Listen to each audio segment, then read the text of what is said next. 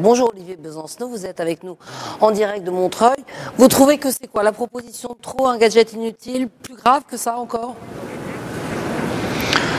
C'est quelque chose qui me fait un peu flipper parce que tout ça participe à un climat où on parle du drapeau bleu-blanc-rouge, on parle de l'identité nationale, dans un discours ambiant qui est plutôt d'un paysage politique où Nicolas Sarkozy court après Jean-Marie Le Pen et la gauche se met à courir après Nicolas Sarkozy. Je vous laisse deviner qui pourra tirer les marrons du feu, mais surtout c'est un gadget.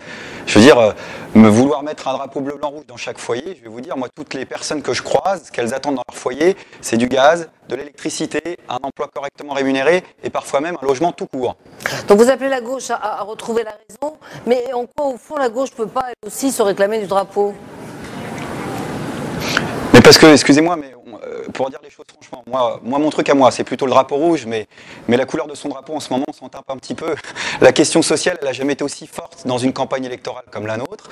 Vous vous souvenez de 2002, on parlait beaucoup d'insécurité. Oui. Cette fois-ci, on a des salariés qui résistent partout au licenciement, les salariés de JDC à Torcy, on se souvient évidemment des salariés de Nestlé qui se mobilisent actuellement, ceux de Samsonite dans le Nord, il y a les salariés de Citroën qui font grève pour réclamer 300 € net par mois, il y a la banlieue qui s'inscrivent massivement sur les listes électorales et qui s'invitent dans la campagne.